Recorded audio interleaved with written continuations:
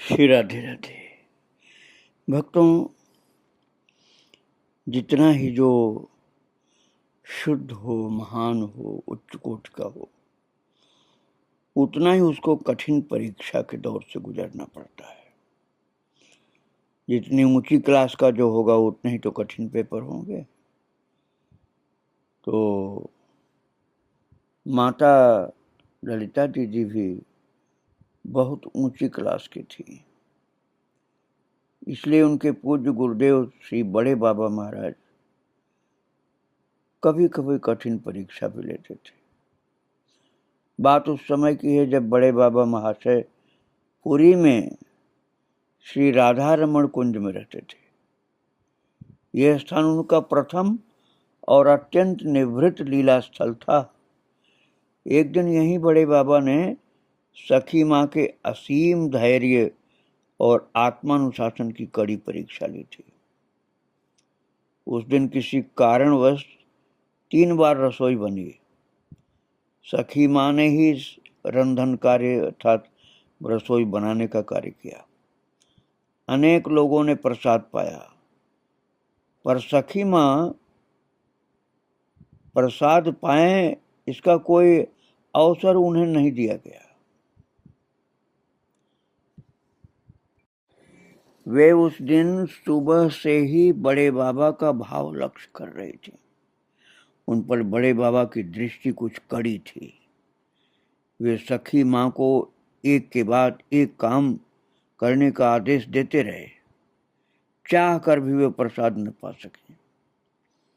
बड़े बाबा प्रसाद पाकर विश्राम कर रहे थे कि जेना मठ से कुछ खाद्य पदार्थ आए। उन्होंने लेटे ही लेटे कहा, इन्हें इस कमरे में रख दो, ठाकुर जगेंगे तब भोग लगेगा। सखी माँ ने आदेश पालन किया।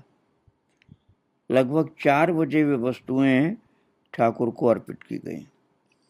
बड़े बाबा ने थोड़ा सा प्रसाद लेकर शेष उपस्थित भक्तजनों में बांट दिया। विचित्र लीला, सखी माँ इस बार भी वंचित रही। बड़े बाबा सब जानते बूझते हुए भी उनकी ओर देखकर बोले, अरे ललिता तो रह ही गई, खैर प्रसाद की कणिका ही पर्याप्त। इन प्रसादी बर्तनों में जो लगा है उसी से काम चल जाएगा। ऐसा कह करके वे बर्तन उनकी ओर सरका दिए और दीदी ने शांत सहज भाव से बर्तनों से खुरच खुरच करके प्रसाद पा लिया और बर्तन मांज धो करके रख दिए। वास्तव में कण मात्र ही बचा हुआ था और दीदी उसी से तृप्त संतुष्ट हो जय गुरु कह करके बड़े बाबा के अगले आदेश की प्रतीक्षा करने लगी।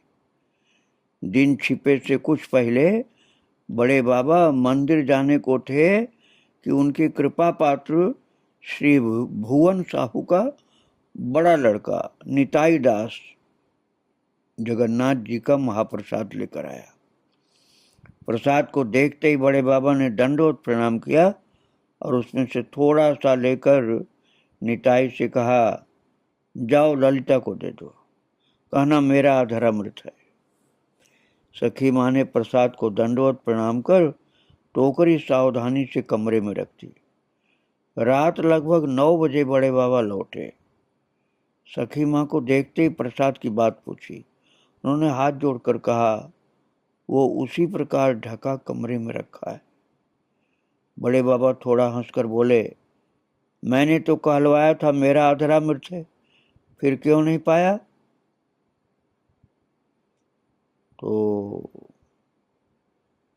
सखी माँ बोली, गुरुदेव आपने पाने का आदेश तो नहीं दिया था। तो बोले, अच्छा अच्छा, ये गुस्से में तो नहीं कह रही? अच्छा, यदि आदेश के अभाव में ही नहीं पाया तो देखो ये बात सदा ही याद रखो। जाओ, अब आदेश देता हूं, प्रसाद पाओ। सखी माँ बड़े बाबा को दंडवत प्रणाम करके प्रसाद पाने चली गई।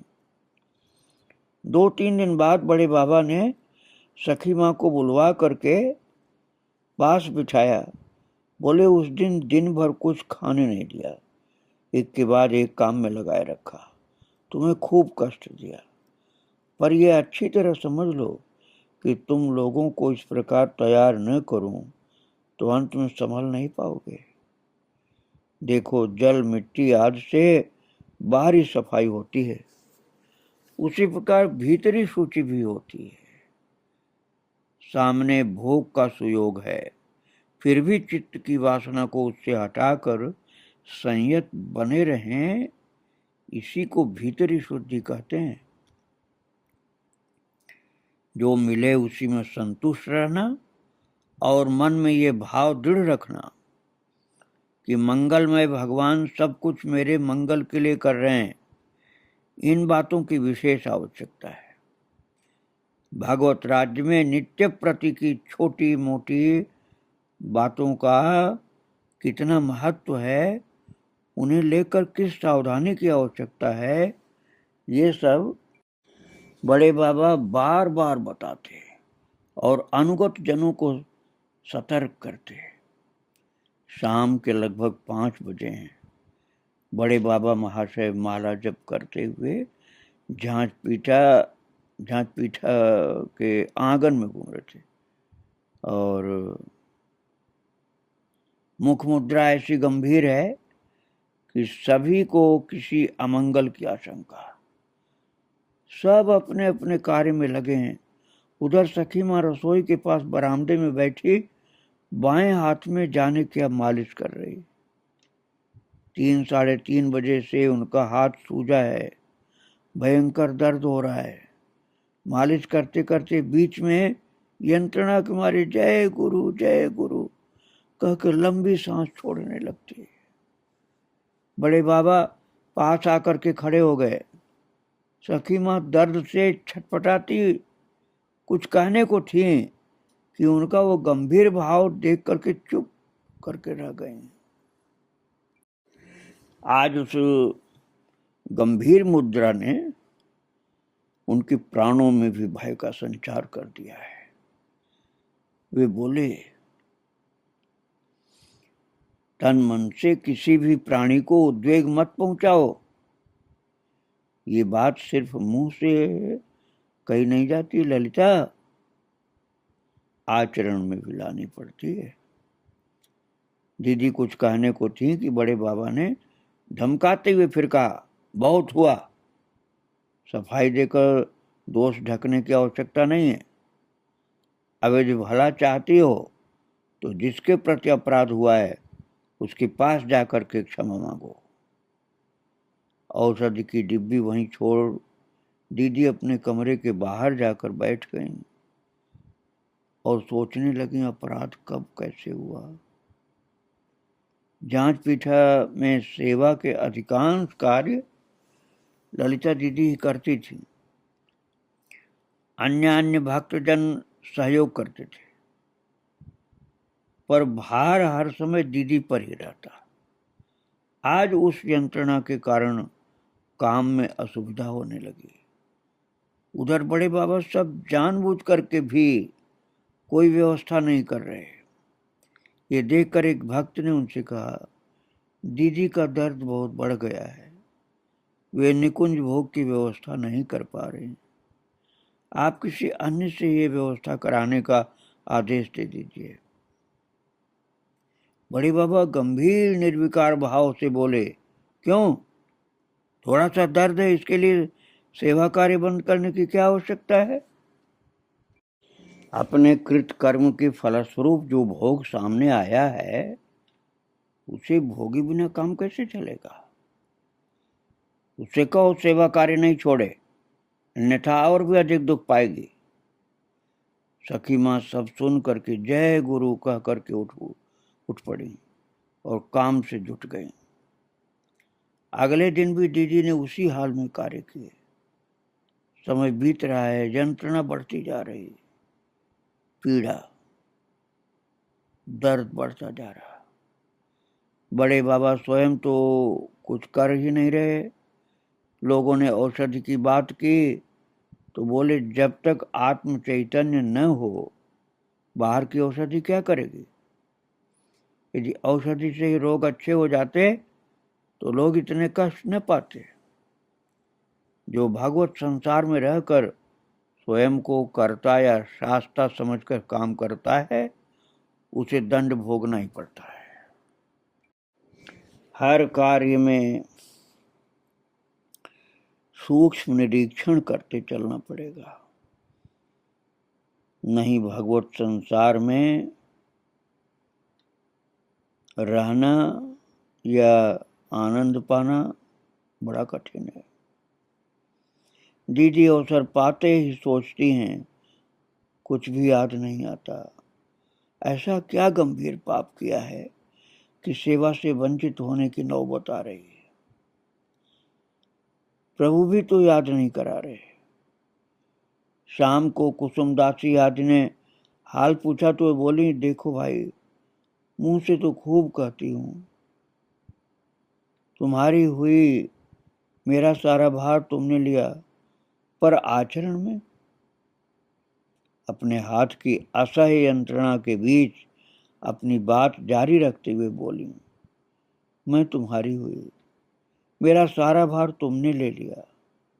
यदि ये सचमुच ही कह पाती, यदि ये सत्य ही मेरे प्राणों से निकला होता तो मुझे सोचने की आवश्यकता ही नहीं पड़ती। शरीर की व्याधि, मन की चंचलता, यदि सारा भार उन्हें दे दिया तो मैं क्यों चिंता करूं। जब तक ये स्थिति नहीं आती तब तक समझना होगा कि वास्तव में मैं भार नहीं दे पाई, बस मुंह से कहा ही है। तो कुसुमदासी बोली दीदी जिन्होंने ये संकट दिया है वे ही तुम्हें सहने की शक्ति भी देंगे, तुम विचलित नहीं हो। सखी माँ ने कहा नहीं भाई मैं इसे लेकर हताश नहीं हूं, प्रारब्ध तो मुझे भोगना ही होगा। दुख इस बात का है कि मेरे कारण तुम लोग भी परेशान हो रहे हो। संध्या आरती, भोग, प्रसाद सेवा सब नित्य की तरह संपन्न हुए। सखी माँ भी प्रसाद पाकर लेट गई। उस एक ही विषय में सोचते सोचते जाने कब नींद आ गई। रात्रि के अंतिम प्रहर में एकाएक नींद टूटी तो वे चौंक उठी।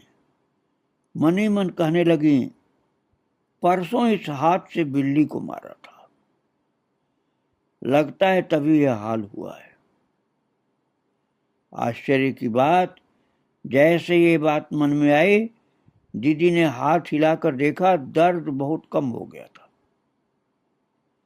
सुबह हुई, उन्हें पूर्ववत अपना काम करते देखकर बड़े बाबा हंसते हुए बोले अच्छा आज दर्द काफी कम है, क्या औषधि ली।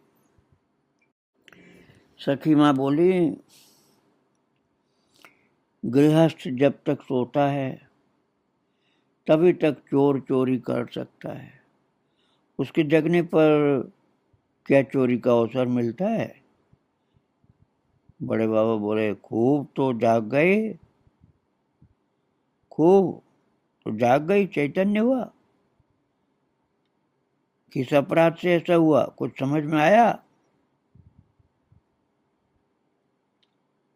तो माता बोली ललिता दीदी मुझे लगता है परसों दोपहर को प्रसाद पाने के समय बिल्ली को मारा था, उसी से हाथ में इतना दर्द हुआ। तो बाबा बोले लगता क्या है, विश्वास करो, निश्चय ही वही कारण है। सखी माँ बोली अच्छा, बिल्ली को कृष्ण सेवा में बाधा मानकर राधा रानी तक ने त्यागा है, फिर उसे ताड़ने से अपराध क्यों। बड़े बाबा बोले बिल्ली कृष्ण सेवा में बाधक हो सकती है, पर इसीलिए वो कृष्ण या वैष्णव के अधरामृत की अधिकारी नहीं, ये सिद्धांत कहाँ मिला। बाबा बोले जीव मात्र कृष्णदास है तो बिल्ली भी कृष्णदास है। दास के कष्ट में प्रभु का कष्ट है। चंडाल और कुत्ते तक को दंडवत प्रणाम करने का विधान शास्त्रों में है। कोई वस्तु तुम्हारा उपकार करे न करे, भगवान की रची किसी भी वस्तु की अवज्ञा तुम नहीं कर सकती। कारण किसी की अवज्ञा सृष्टिकर्ता की अवज्ञा है।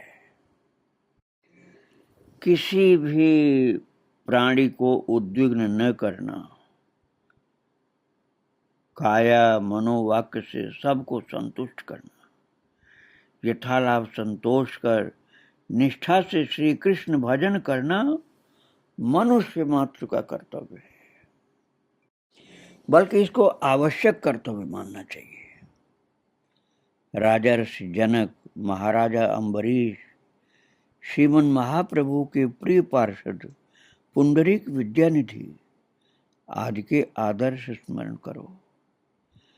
क्या हम जैसे असंयत बहिर्मुख जीवों से ऐसी आशा करना विडंबना नहीं? क्या कर रही हो ललिता? प्रभु कृपा से असंभव भी संभव हो जाता है। जब निताई चांद ने तुम लोगों को भगवत राज्य का सेवक बनाकर भेजा है, तो वे ही जाने योग्य अयोग्य, संभव असंभव तुम लोगों का कर्तव्य है प्राणपण से उनका निर्देश मानकर चलना। जो लोग कृपा सिद्ध हैं उनका यही साधन है। सखी माँ ने कहा, साधन ही करना पड़ा तो कृपा क्या हुई? बड़े बाबा बोले, कृपा के साधन भजन में और साधन के साधन भजन में बड़ा अंतर है। कृपा सिद्धों को स्वयं चेष्टा कर कमाने की आवश्यकता नहीं होती। कृपा प्राप्त वस्तु नष्ट न हो, बस इसी बात का यत्न करना होता है। कृपा सिद्धों की साधना वस्तु को पाने के लिए नहीं होती, प्राप्त हुई वस्तु की रक्षा के लिए होती है। तुम लोग कृपा प्राप्त वस्तु की रक्षा के लिए अनुकूल को ग्रहण करो, प्रतिकूल का वर्जन करो, यही बहुत है। सखी माँ बोली, मैं ये सब नहीं समझ पाती, विशेष कुछ कर पाऊंगी ऐसी सामर्थ्य भी नहीं। आपने कृपा करके अमूल्य निधि दी है, वह नष्ट न हो, यत्न पूर्वक रक्षा कर उसे भोग सकूं, इसकी व्यवस्था भी आप ही करेंगे। मैं सचमुच ही शक्तिहीन हूँ। जब जैसी आवश्यकता हो शक्ति देकर योग्य बना लीजिए, यही प्रार्थना है। बड़े बाबा बोले, सो तो मान लो किया, पर जिस घटना को लेकर के चर्चा चली थी उसके विषय में थोड़ा सोचा कि नहीं? परसों मैंने आड़ से देखा था, बिल्ली को मारने में कैसी निशंसता दिखाई तुमने। तुम सब पेट भरकर प्रसाद पा रहे हो, एक क्षुधार्त जीव मुट्ठी भर अन्न के लिए तुम्हारे पास आकर दुखी हुआ, मार भी खाई। ये जीव बस्ती में ही इस प्रकार प्रहार खाएंगे, ताड़े जाएंगे, तो और कहाँ जाएंगे? फिर भक्तों, सखी माँ मठ में चारों ओर घूम फिरकर उस बिल्ली को खोज लाई और तरह तरह से लाड़ प्यार किया, मीठी बातें की और खाने को दिया। इतना ही नहीं, कातर भाव से अपने किए के लिए बिल्ली से क्षमा भी मांगी। सखी माँ का हाथ पूरी तरह ठीक हो गया, बिना किसी दवा के। हुआ यह था कि जब सखी माँ विनोदिनी आदि के साथ प्रसाद पा रही थी, इस बिल्ली ने पास आकर म्याऊं म्याऊं किया, तो सखी माँ ने इसके सिर पर बाएं हाथ से चाटा मार दिया। जोर से नहीं मारा, पर इसका सिर जमीन से जा लगा और ये थोड़ा आहत होकर के भाग गए। इस घटना के पीछे भी एक घटना थी जिसने मठवासियों के मन में बिल्ली के प्रति कुछ रोष और अश्रद्धा सी भर दी थी। कुछ दिन पूर्व लगभग 30 सेर चावल और उसी के अनुसार दाल साग भोग के लिए तैयार हुआ था। सखी माँ अस्वस्थ थी, इसलिए उनके एक गुरु भाई ने स्वेच्छा से रसोई की थी और एक बिल्ली आई और रसोई में घुसकर इन सब चीजों में मुंह मार गई। बड़े बाबा के आदेश से सब खाद्य पदार्थ एक गड्ढे में दबा दिए गए। रसोई घर साफ किया गया और इस बार सखी माँ ने रसोई तैयार की। तब ठाकुर को भोग लगा।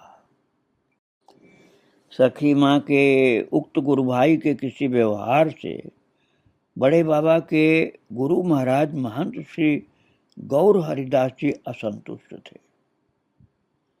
अतः उन्हें कोई सेवा कार्य नहीं दिया गया। उस दिन चला करके उन्होंने रंधन किया, भोजन बनाया, तो किए कराए पर पानी फिर गया। इस संदर्भ में बड़े बाबा ने सभी को सतर्क किया। जिसके प्रति महात्मा वैष्णव किंचित भी असंतुष्ट होते हैं, उसके हाथों कोई भगवत सेवा कार्य नहीं हो सकता। वैष्णवेते घटे यदि क्षुद्र अपराध, महा महा भजने ते पड़े जाए वाद, ऐसा नियम कहा गया है। सभी ने मिलकर उक्त गुरु भाई के लिए बूढ़े बाबा से प्रार्थना की और उन्हें प्रसन्न किया। एक दिन जांच पीठा मठ में कोई उत्सव था। 200-250 लोगों ने प्रसाद पाया था। सखी माँ ने रसोई घर से बर्तन निकाल करके बाहर रखे। उनके पैरों में बड़ी जलन हो रही थी और बहुत सा प्रसाद पैरों से लग गया था, तो उन्होंने बर्तनों के पास ही एक पैर पर पानी डाल लिया। ठीक उसी समय उनकी दृष्टि बड़े बाबा महाशय पर पड़ी और वे कुछ सहम कर दूसरी जगह जाकर पैर धोने लगे। शाम होते होते सखी माँ के दाएं पैर में असह्य वेदना शुरू हो गई। उठने की क्षमता नहीं रही। बहुत सोचने पर भी कोई कारण समझ में नहीं आया।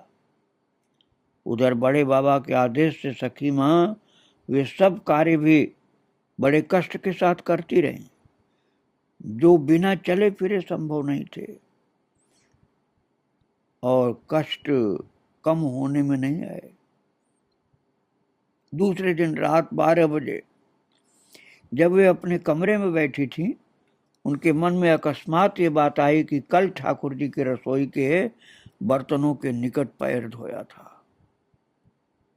आश्चर्य की बात, इस अपराध बोध के साथ ही पैर का दर्द बहुत कम हो गया। और तीसरे दिन सुबह सखी माँ को काम करते देख बड़े बाबा ने पूर्ववत हंस करके दर्द का हाल पूछा।